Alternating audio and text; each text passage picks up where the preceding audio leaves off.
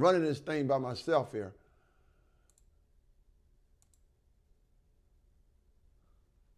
Let me know when you see it. You should see it in a few seconds. Hey, Denise, how Grady? Yes. We actually just started. Yeah. Hello. Hey, nephew. Hey, we just started actually. Um, hey, Denise, we missed your Sabbath. I know I was working. Oh, were you? Okay. See, we notice it when you're not there.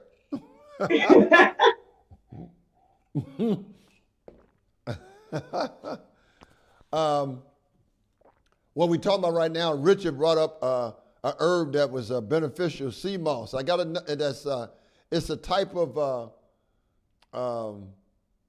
it's like an algae, or like you get in the sea.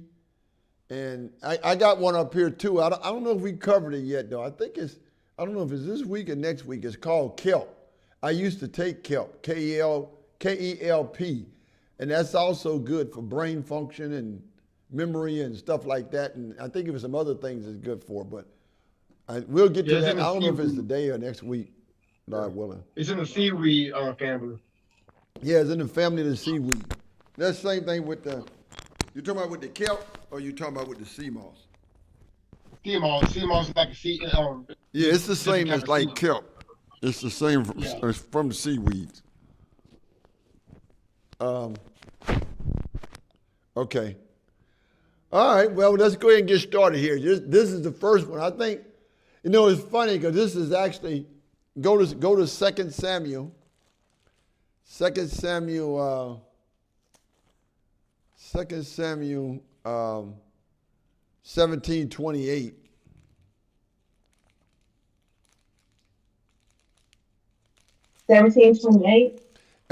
Chapter 17, verse 28. And these verses, again, these ain't the only verses, but there's other verses that contain all these different herbs and stuff. I just chose one verse in particular. So somebody want to read that? 17:28. Brought beds and basins and earthen vessels and wheat and barley and flour and parched corn and beans and lentils and parched pulse. And as you can see, lentils were eaten. I mean, we're way back in Samuel. Lentils been around, just like all the rest of it. The herbs and the vegetables and stuff been around. The lentil is the edible pulse. This is similar to most likely what Daniel and the three Hebrew boys ate. That was because they ate pulse too, if you remember. It is a bushy annual plant, or annual plant is a plant that completes its life cycle from germination to the production of seed within 1 year and then dies. Of the legume family, grown for its lens-shaped seeds, it is about 16 inches tall, and the seeds grow in pods, usually with 2 seeds in each. And you can find them in Australia and Canada, China, Ethiopia, India, Iran, Syria, Turkey, and the U.S. That's where you can find lentils. I think I have another slide here on lentils because it continues. I think it's another slide.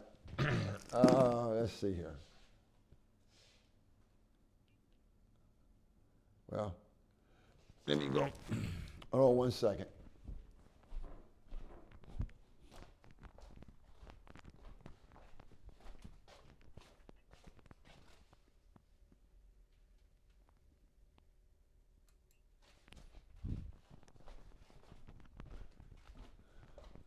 So the low levels of readily digestible starch, RDS, 5%.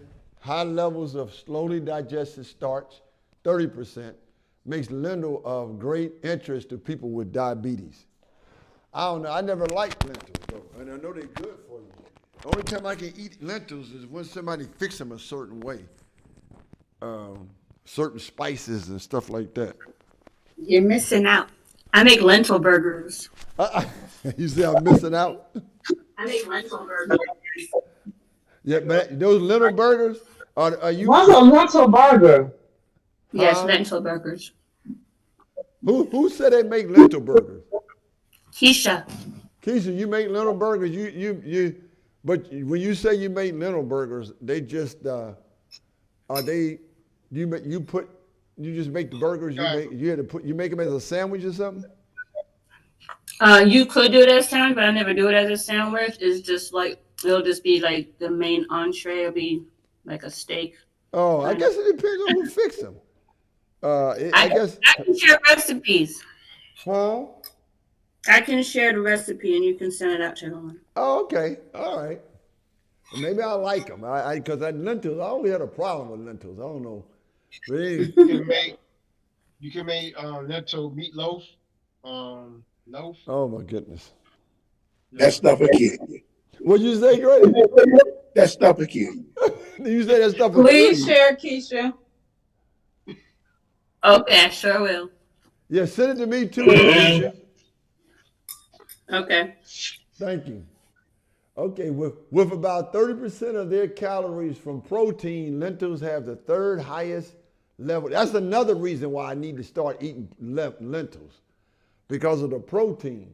Because that's by weight of any legume or nuts after soybeans and hemp.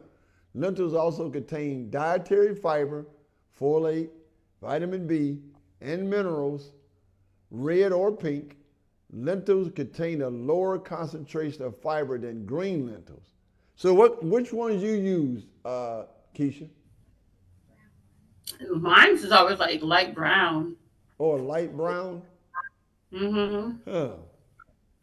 I never seen These are the ones that I pull. I know they do have different ones. The ones I've But my- always seen was the green ones. Or the We use the brown. red ones a lot. Huh? We use a red one a lot. Yeah. Yeah, cause Shar make the red lentils all the time. The red lentils. Oh, okay. Richard, you sound like you far back. You hear me now? Yeah, you sound like you were far back. Yeah. Yeah, cause Shar make the lentil stew. Lentil whatever. soup Lentil stew. Yeah, lentil soup or stew. or stew. Oh, okay. So Yeah. I'd be And a interested soup. to taste Make some both. of those. So lentils are a good source of iron, having 1/2 of a person's daily iron allowance in a 1-cup serving. See, I didn't know that. So 1/2 of a cup daily service of iron is in a cup of lentil soup, basically. That's interesting. Now here's the one, the mandrakes. You've heard me talk about mandrakes before. Go to Genesis chapter 30. Somebody can read that, Genesis chapter 30. It's just amazing how everything we need to find out. We got everything's in the scripture. You got math in here, you got physics in here, you got science in here, you got food in here. I mean, you got a little bit of everything in the scriptures. 30. That's why you don't have to go outside of here for information. You can just get everything you need to get right out of here. Chapter 30, verses 14 to 16. Somebody want I to? have it. Okay. Genesis 30, you said 14 and 15? 14 is right there on the screen, 14 through 16. Oh, 14, okay. I see, okay. And Reuben went in the days of wheat harvest and found mandrakes in the field and brought them unto his mother Leah. Then Rachel said to Leah, Give me, I pray thee, of thy son's mandrakes. And she said unto her, Is it a small matter that thou hast taken my husband? And wouldest thou taken away my son's mandrakes also? And Rachel said, Therefore he shall lie with thee tonight for thy son's mandrakes. And Jacob came out of the field in the evening, and Leah went out to meet him, and said, Thou must come in unto me, for surely I have hired thee with my son's mandrakes. And he lay with her that night. Oh, they had some drama back then. So consider aphrodisiac, Zach, substance which increases sexual desire. Many foods and drinks were considered aphrodisiacs, even ginseng. In some cases, mandrakes were used for fertility based on the story in Genesis 30, 14, and 16.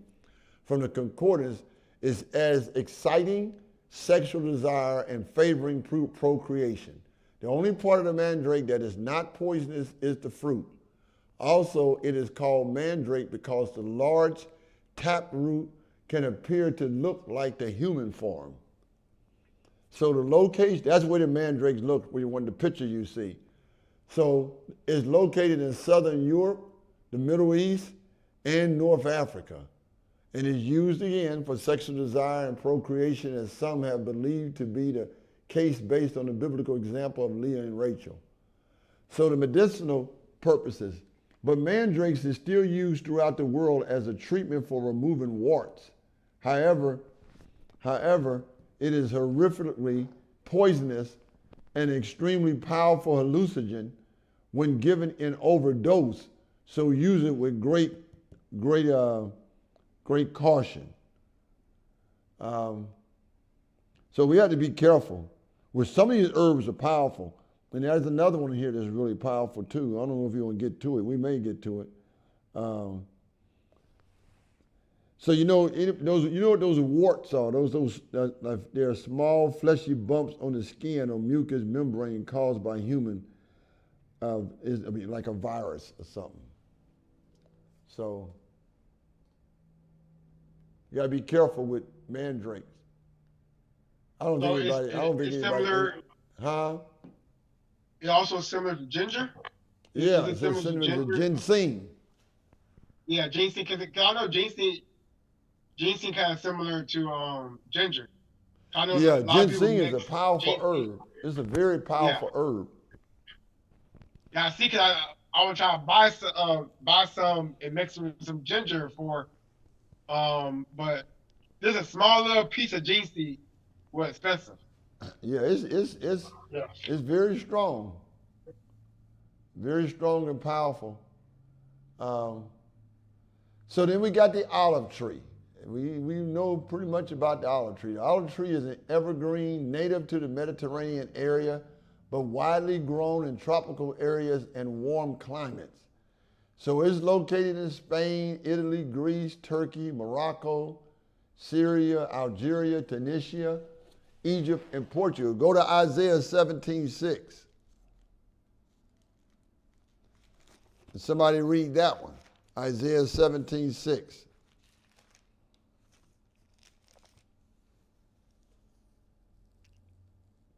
Yet green grapes shall be left in it as the shaking of an olive tree. 2 or 3 berries in the top of the uppermost bough, 4 or 5 in the outmost fruitful branches thereof, saith Yahuwah Yah of Israel.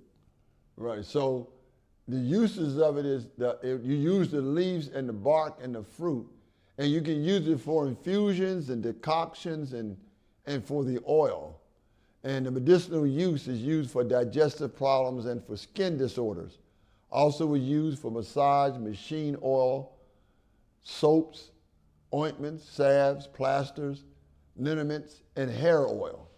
Yeah, olive oil is good for the hair oil. I know it's good for your skin and stuff too.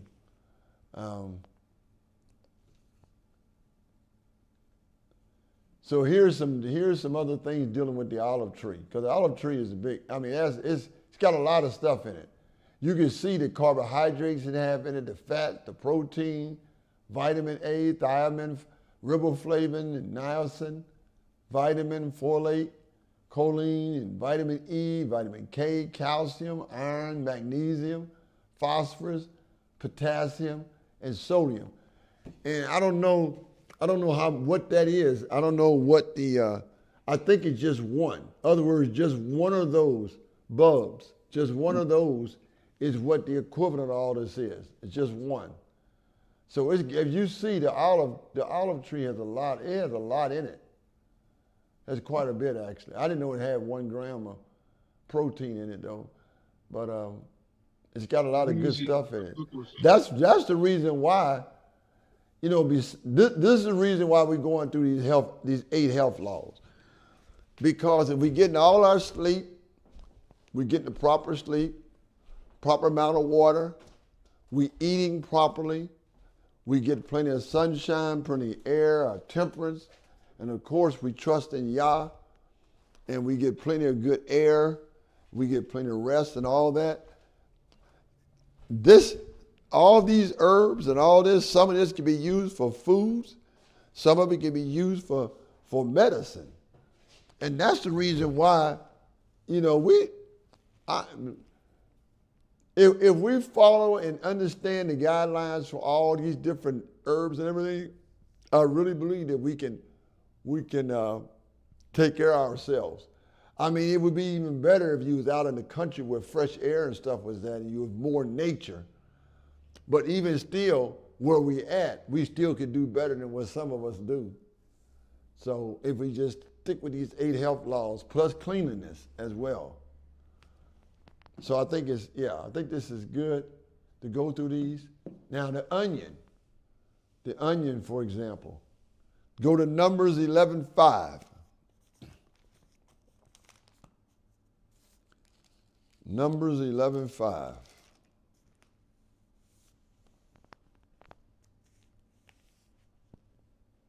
Somebody had that? We remember the fish which we did eat in Egypt freely, the cucumbers and the melons and the leeks and the onions and the garlic. And the garlic. So the onion is a biennial or perennial plant which is mostly cultivated but also found wild and numerous varieties. So the bulb itself is an underground part of the stem, and the above part of which is hollow and bluish green. And you can find it in many places. China, India, here in U.S., Egypt, Iran, Turkey, Pakistan, Brazil, Russia, and the Republic of Korea. There's other places you can find it, but these are probably the places where you're mostly finding it.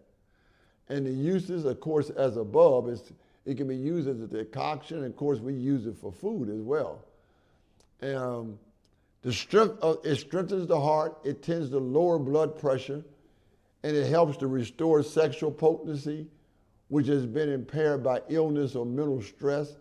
Half an onion cut small and eaten with bread, that's got to be terrible, will relieve gas pains and heartburn. Onion juice mixed with honey is good for hoarseness and cough. Huh.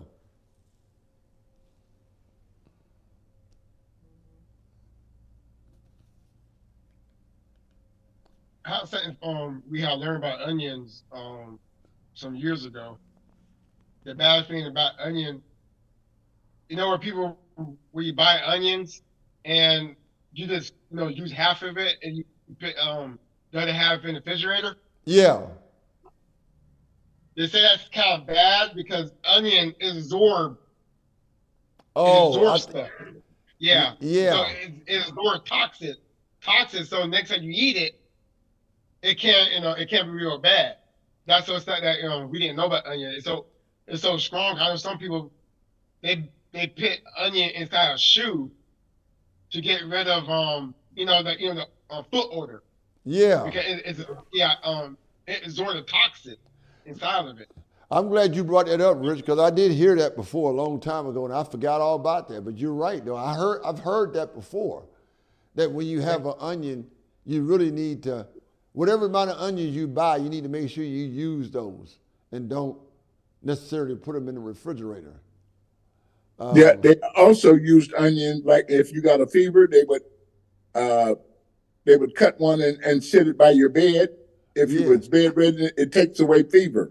Oh man, yeah. And there's another herb on here too that takes away fever. I mentioned it to you all the other day, but I don't know if we're going to cover it today or not. But yeah, onions. You said it takes away fevers? Yeah, Mama used to do that. Oh, I remember she used to give me, or give us. I just remember giving me. At that time, she used to give us castor oil and turpentine. Yeah. I know people, turpentine guys, people that's online, turpentine wasn't as toxic as it was now back then. But obviously Yeah. that we couldn't do that anymore. That used to cut out a cold in a hot heartbeat. Yeah, and years ago we used to eat Vicks. You remember doing that? I remember doing that, yes. Besides putting it in our nose and everything else. Right. Yeah, I do remember that. Yeah, you can't do that no more. No, that stuff a kid. So yeah. So here's all. Now again, onions have a lot of properties in them.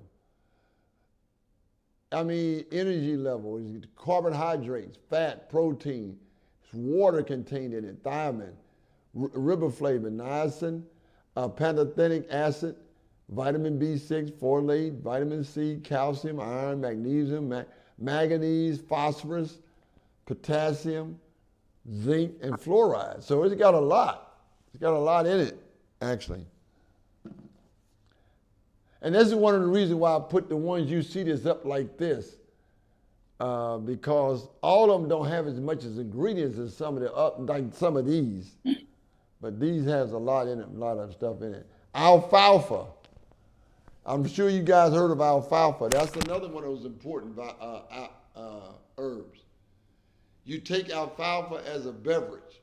You take it every day to improve your appetite, relieve urinary and bowel problems, eliminate retained water, and even help cure peptic ulcers. And you can take it as an infusion.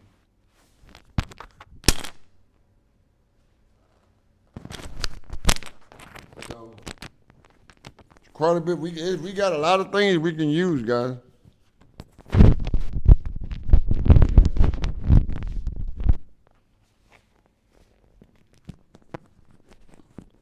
You didn't talk about beets yet, did you?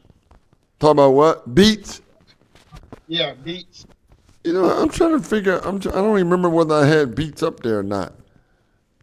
You can bring it up though, if just in case. I mean, I don't know if I have. I might have it. I don't know.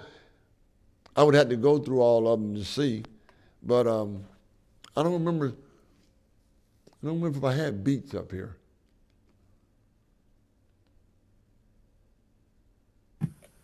Brother Birch, do Yeah. you Yes. do you know the amounts that we would have to take in order to see for it to be beneficial? Like, for example, this alfalfa, it says Yes. to take it as a beverage. Like, do you know like the amounts Yeah. You know what? needed for like this considered a serving? I'm criminal serving. I've always, like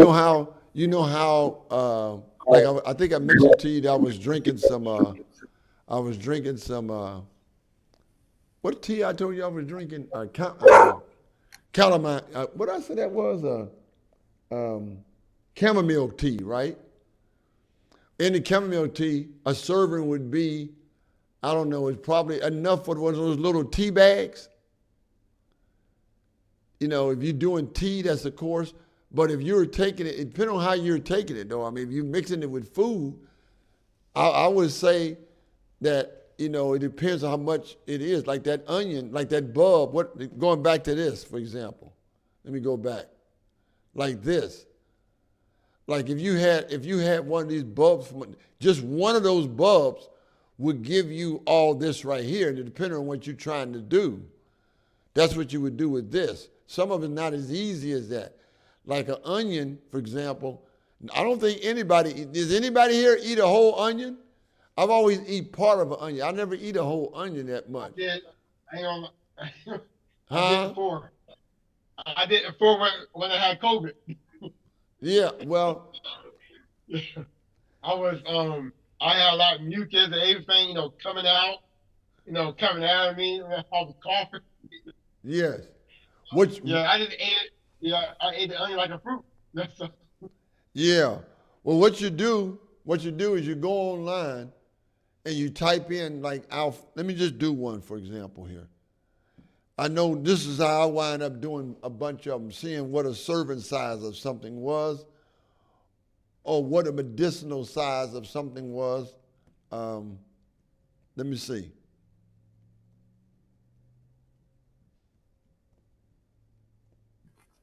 So basically, you just have to incorporate all of these things like into your diet somehow Yeah, on a regular yeah. basis for it to take effect.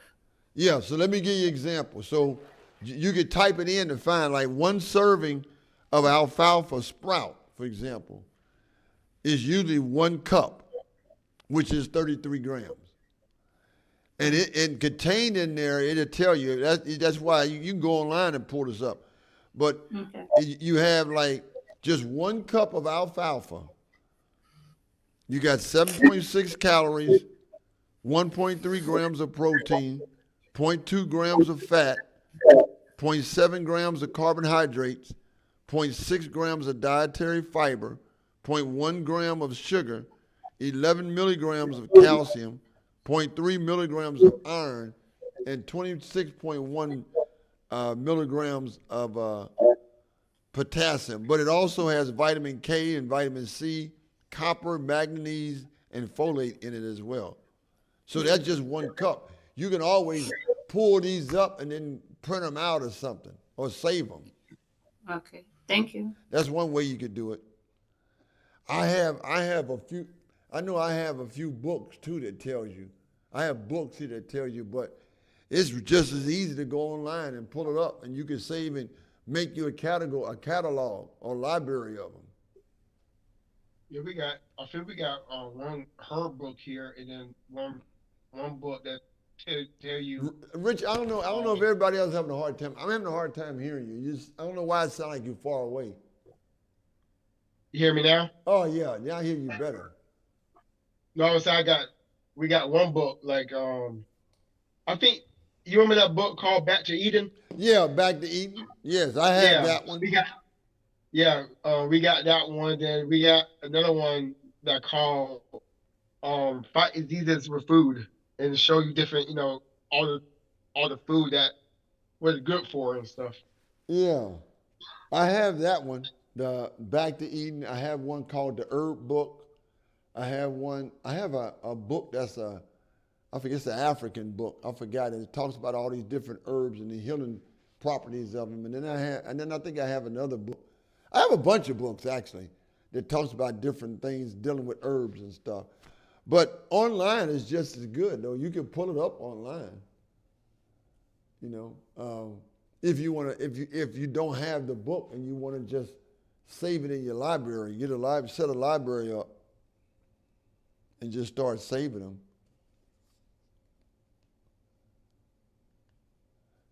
So, the alfalfa is often touted as one of the best sources of wide range of mineral and vitamins. Alfalfa leaves contain flavonoids, isoflavones, steroids, and coumarin derivatives.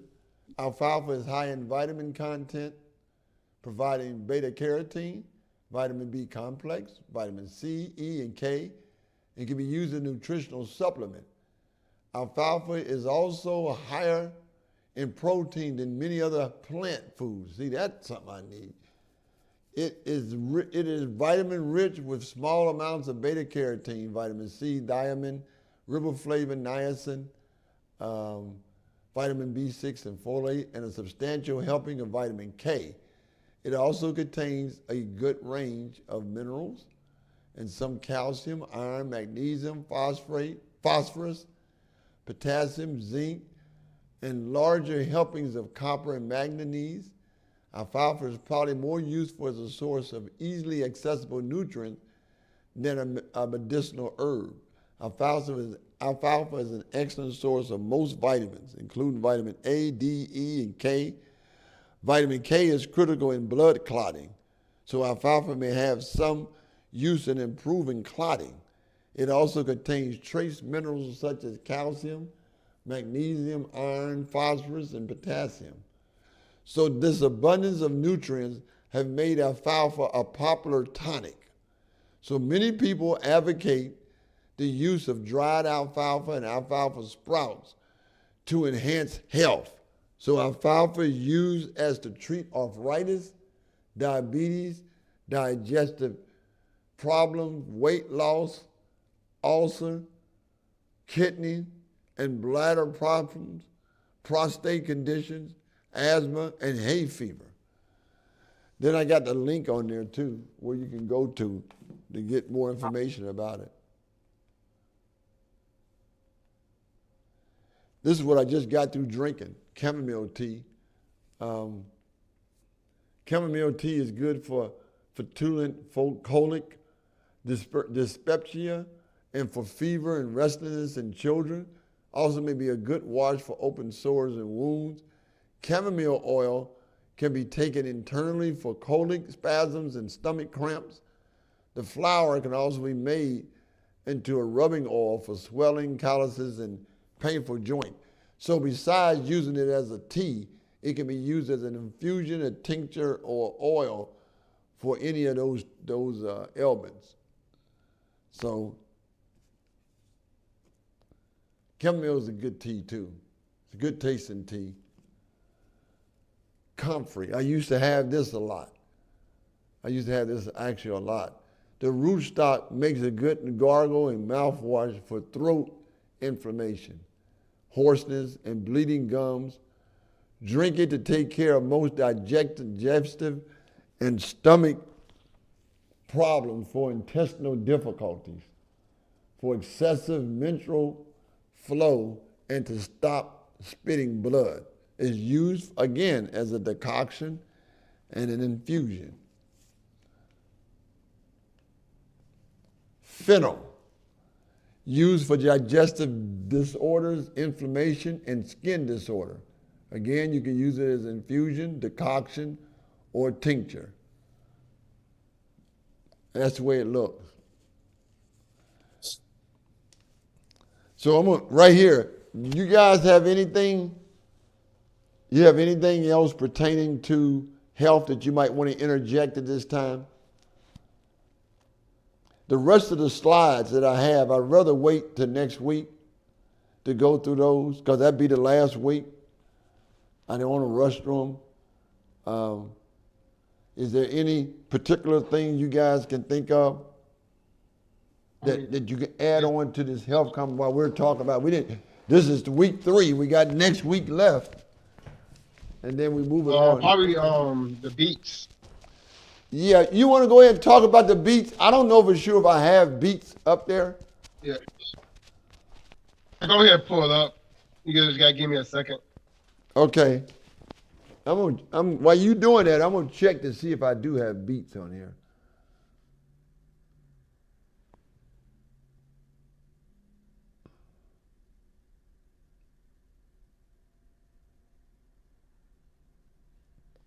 No, I don't have beets.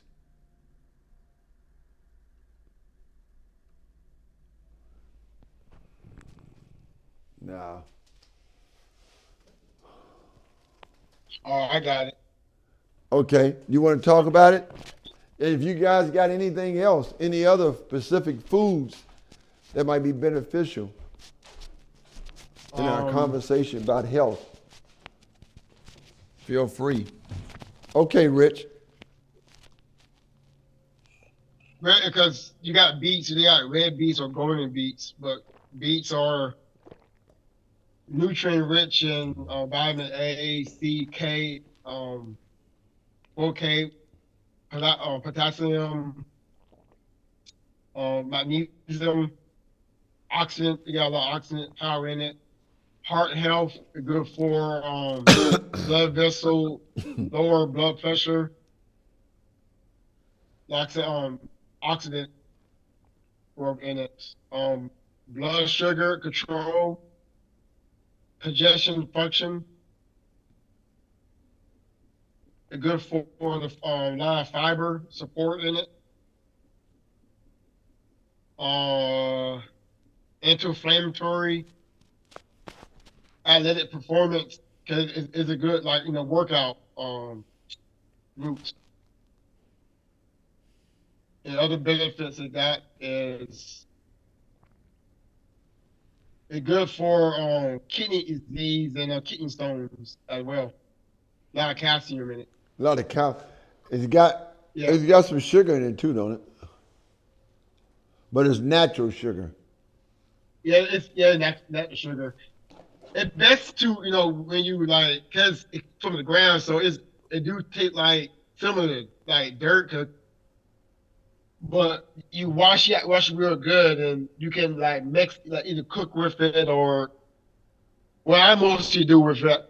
I cut it up and then mix it with other berries, like blackberries, strawberries, blueberry, and Right. I mix it all together and try it new natural, sweeter like local honey with it. I use with it, or you probably cut an orange and then blend it to make it like more sweeter. They just Right. they use it as a drink.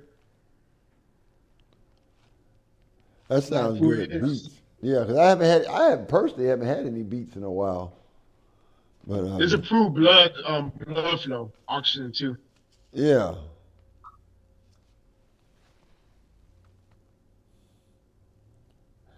And you guys got anybody else have anything? Anything else? Any other health things you want to talk about? Um, anything in particular that could be helpful besides, the stuff we've already talked about from the first one to now the third one. And what we're showing when we're showing with all these is nowhere near, of course, all of them. There's thousands of herbs. Where some of the herbs are more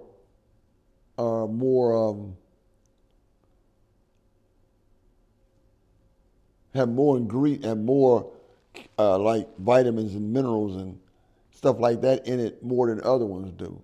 And this is some of the ones why we bringing them up, you know. Um, so I think it's good.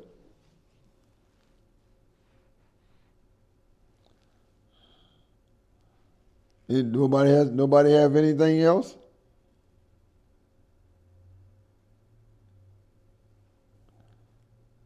Okay. Well, we're gonna make this a short one tonight then. Um, Oh, to share this remind me, but I didn't pull it up. You ever heard of food peroxide? Food peroxide, I think it's point 35 food peroxide. no, I ain't never heard of that one. Food peroxide? No, I ain't never heard of that. Yeah, you got time. You probably have to look it up. It's one of the things that you have to drop. It cleans the blood. It cleans cleanse all the bad stuff in your body. Is You it? got one of those things that you have to follow the instruction. Like you have to drop in your water. Yeah. Like one drop, the next day like probably two, or next day four. I think it lead up to 7 drops. I haven't had it in a long time. I used to take it, but it's Is, supposed to cleanse you though. I know that. and that's a natural thing. Yeah, it's like food peroxide. You got to look up the benefits and all that. I think it was saying when the guy came to the church, or girl he was talking about it. I think Master Johnson used that. Oh, When he okay. had, yeah, when he had that, the HIV and all that, Right. it was saying he used a lot of that. It's supposed to cleanse diseases in the blood. But I know it's powerful because you have to dilute it because you can't touch it because it touch your hand kind of turn white. But it's supposed to be dropping water or drop in the bathtub. You can soak in it as well. But you have to look it up on your phone, get all the information. You Thing know, called food peroxide on 35%. 35%. One thing I know I didn't mention, and I don't have up here, and that is charcoal. Um, activated charcoal. You have to get activated charcoal. It's good for like that. That's what they That's what they use in hospitals and stuff when they're trying to somebody get food poisoning or something, they're trying to get it out of the system, they give them charcoal. That helps relieve that out of your system. The same thing applies. I remember I've done personally, in the past, I haven't done any recently, of course, but in the past I've done charcoal cleansings. I haven't done them in a while, but it worked pretty well. It's what they call charcoal cleansing. We make it out of toothpaste before. Make it what? We made it out of toothpaste. The gentleman taught us how to activate charcoal, think coconut Oreo, peppermint Oreo, lemon juice, cayenne pepper, a little ginger powder. That's for toothpaste. For toothpaste. Natural toothpaste. Yeah, because I think the activated charcoal can help pull out cavities. It's on cavities or whatever. It's amazing what some of this stuff can do.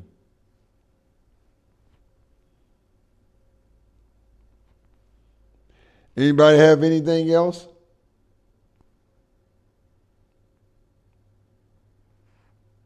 Well, if you don't have anything, we're gonna get through early tonight. I know Sabbath, when we have our study, I'm gonna wait to the end, that we could talk about the question that Keisha brought up about the foot washing and the Yahushua's supper. So I'm gonna wait to Sabbath to talk about that though. So if you guys can remind me, that'd be one of our things we can talk about, and whatever else, of course, you have every Sabbath. You know, our order of things is kind of to review over the message somewhat. If anybody have any questions, or based on the message, whoever spoke that day, and then also any kind of comments or questions you may have on anything. That's what I study. That study usually lasts a couple hours too on Sabbath. It's really nice. I mean, I've gotten used to it now. So if there's nothing else, I'm going to go ahead and have closing prayer. Father in heaven, we come before you this day. We thank you for your grace and for your mercy. We thank you for your love. We thank you for giving us the opportunity to come together here this evening to share words of your health laws and to help us to become more healthier, more than what we are. Help us to be able to be in a good frame of mind by keeping ourselves healthy, that we may be always able to think and use logic and use reasoning at all times. And we give you all the praise and all the splendor in your Son's name, Yahushua HaMashiach's name, we do pray. Amen. Amen. Amen. All right. Okay. Well, you all have yourself a good evening until this Sabbath. Y'all willing? See you guys. Hear from you Sabbath. Okay. Okay. Y'all have a good week. Have You a too. one. Good night. Good night. Good night, everyone. Good night, everybody.